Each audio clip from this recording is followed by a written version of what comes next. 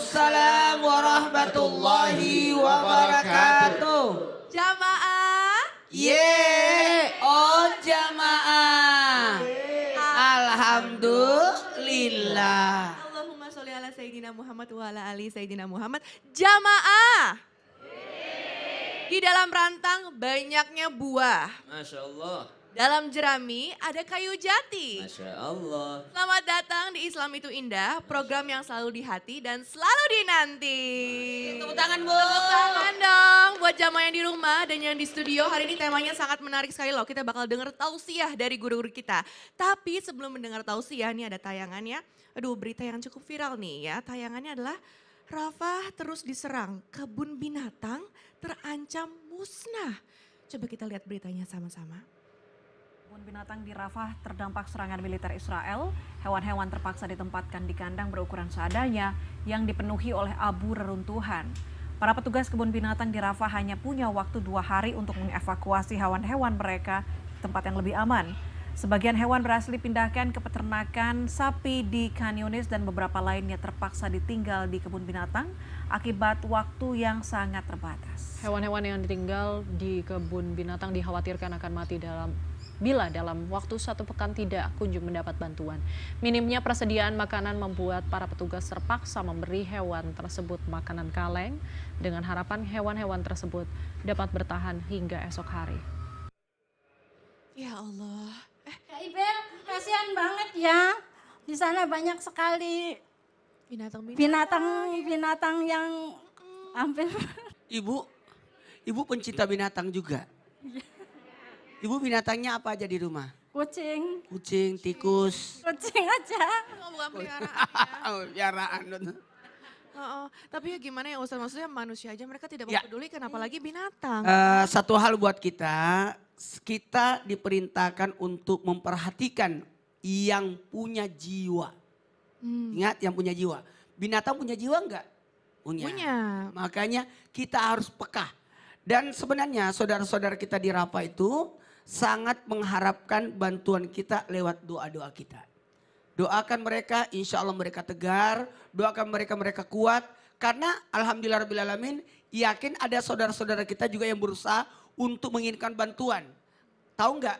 Ada yang mengirimkan bantuan lewat apa? Udara sampai disimpan berikan bantuannya dan macam-macam. Maka kita semua inilah alhamdulillahirrahmanirrahim. Terima kasih banyak juga kepada tim Islam Itu Indah, media yang mengabarkan hal-hal ini supaya terbuka mata mereka semua.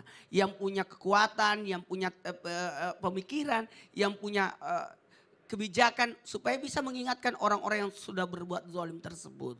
Supaya mereka sadar. Tapi yang paling hebat kekuatan doa yang luar biasa. Masya Allah luar biasa doa ya. Terima kasih Ibu, silakan. Terima kasih banyak Ibu yang panik sekali. Panik sampai banget tidak ya bisa Ibu. ngomong apa-apa. Terlalu panik gitu Terlalu ya panik. Terima kasih Ibu. Dan terima kasih juga Ustadz Maulana. Jadi yang terpenting saat ini kita mendoakan terus dan tidak pernah berhenti mendoakan ya. Nah sebelum kita lanjut lagi nih, tema kita sangat menarik nih hari ini. Nih jamaah di rumah siapa nih kira-kira yang punya saudara ipar? Mau itu kakak ipar ataupun adik ipar, yang punya pasti bisa relate nih. Karena pasti pernah bertanya gak sih kira-kira tuh batasannya sampai mana gitu. Dan kita tuh harus berperilaku seperti apa dengan saudara ipar kita. Maka itu tema kita hari ini adalah hati-hati dengan saudara ipar. Menarik ya. Dan sebelum kita mendengar tausiah dari guru kita, ini ada tayangan lagi nih. Tayangannya adalah cekcok saudara bunuh saudara ipar sendiri. Ya Allah, coba kita lihat tayangannya ya. Seorang anak menangis di depan jenazah ayahnya yang bersimbah darah. Peristiwa yang terekam kamera warga ini diketahui terjadi di Desa Cipaku, Kecamatan Emberbet, Purbalingga, Rabu siang. Korban bernama Misro tewas akibat sabetan senjata tajam diduga karena cekcok dengan saudara ipar. Polisi yang datang tak lama setelah mendapat laporan langsung melakukan penyelidikan. Di sekitar lokasi kejadian, polisi menemukan sebilah yang diduga dilakukan untuk korban. Innalillahi wa inna ilaihi rajiun. Habib, Mungkin ada tanggapannya Habib terhadap tayangan tadi ya. Ini masih membicarakan soal saudara ipar gitu ya. Memang baiknya setelah menikah tuh suami istri tuh mandiri gitu ya Habib ya. Tapi kalau misalnya suami istri ini juga tinggal dengan saudara iparnya gitu. Itu gimana Habib? Apa batasan-batasannya seperti apa gitu? Mohon penjelasannya Habib. Terima kasih Rizbela, Ustadz Maulana, Ustadz Syam. Assalamualaikum warahmatullahi wabarakatuh. Waalaikumsalam warahmatullahi wabarakatuh. Alhamdulillahil wahidil ahad alladzi lam yalid wa lam yulad wa lam yakul lahu kufuwan ahad. Laisa kamitsli syai'un wa huwas samiul basir. Summa fasalli wa sallim mubarik ala sayyidina wa habibina wa syafi'ina wa maulana Muhammadin sallallahu alaihi wasallam wa ashabihi wa azwajihi wa dzurriyyatihi wal baiti ansari wa sarim ba'du. Segala puji bagi Allah Subhanahu wa taala yang alhamdulillah pada hari ini penonton di rumah, penonton di studio insya Allah mendapatkan ilmu yang bermanfaat dari guru-guru kita, bisa diamalkan dalam kehidupannya sehari-hari. Amin ya rabbal alamin. Wa qala Uqbah bin Amr radhiyallahu anhu wa qala Nabi sallallahu alaihi wasallam qala, dan dari Uqbah berkata bahwasanya Nabi Muhammad sallallahu alaihi wasallam bersabda, iyyakum wadkhula 'alan nisa'i faqala rajulun minal ansari ya Rasulullah afara'aital hamwa qala alhamul maut.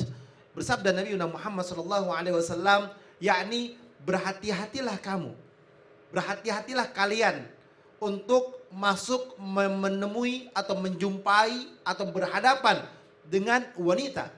Lalu daripada seorang Ansor berkata kepada Nabi Muhammad SAW, ya Rasulullah, bagaimana pendapatmu afaratul hamwa dengan ipar? Nabi Muhammad SAW, alhamul maut, ipar itu adalah maut. Maut maknanya kematian, bahaya. Yakni maknanya gini, kalau di rumah ada ipar, suruh dia tinggal sama ibunya.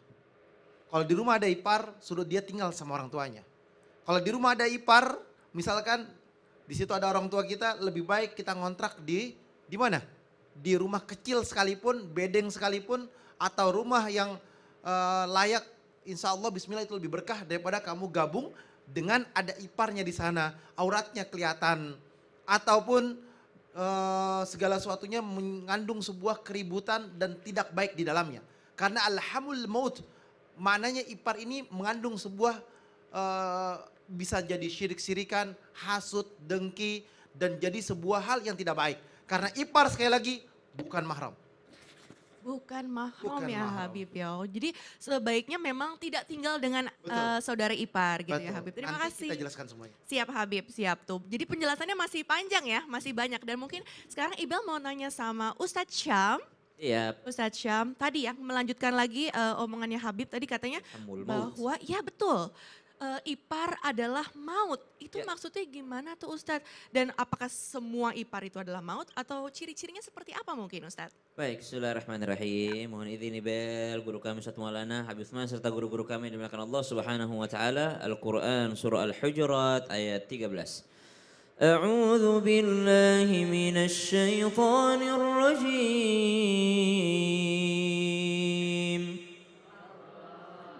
Ya أيها الناس إنا خلقناكم من ذكر وأنثى وجعلناكم شعوبا وقبائل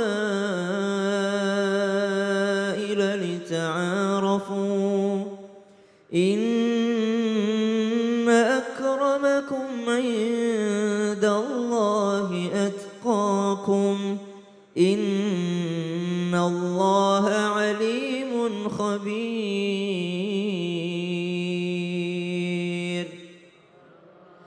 Yang jelas kalau tidak mahram sudah pasti berbahaya. Makanya dikatakan alhamul maut, ipar itu adalah maut. Ternyata maknanya bukan hanya ipar, tapi semua kerabatnya pasangan yang statusnya tidak mahram sama kita, itu bahaya semua. Bukan hanya saudaranya. Misal Saya punya istri saya punya saudara perempuan, itu namanya ipar. Apakah dia doang yang berbahaya? Tidak, sepupunya perempuan bahaya juga. Sepupu-sepupunya lagi, semua kerabatnya istri yang tidak mahram sama kita itu maut semua. Disebut sebagai kematian. Kenapa? Sangat berbahaya. Bahayanya seperti apa? Bahayanya bukan karena merekanya yang bahaya, tapi kitanya yang bahaya. Gimana itu maksudnya? Contoh, Syam punya saudara laki-laki. Saudara laki-laki karena udah anggap saudara, akhirnya saya bebasin. Udahlah, kamu diantar sama adik aja. Saya bebasin istriku diantar sama dia, diantar saya sama adik. Atau ada sepasang suami istri, istrinya punya saudari perempuan. Karena dia merasa ini saudarinya udah akrab dari kecil. Akhirnya suaminya, udah kamu sama adik aja nanti berdua aja jalannya. Aku mau ada urusan ini, mau pengajian dulu. Kamu di rumah sama ini. Bukan karena iparnya, saudaranya yang berbahaya. Iparnya yang berbahaya, tapi kita yang membuka pintu bahaya tersebut. Makanya Nabi ultimatum dari awal, alhamul maut. Semua kerabat pasangan yang tidak mahram sama kita, itu lebih berbahaya dibandingkan orang asing yang tidak mahram sama kita. Orang asing yang tidak mahram sama kita mungkin jarang-jarang ketemunya. Tapi kalau kerabatnya pasangan yang tidak mahram sama kita itu lebih besar godaannya. Jadi bukan masalah ciri-cirinya nih. Karena dikatakan kalau tidak ada ciri-cirinya mau sebagaimanapun dia namanya syaitan menggoda itu luar biasa. Dia sabar sekali menggoda manusia. Wallahu ta'ala alam. Ya ampun, berarti sebenarnya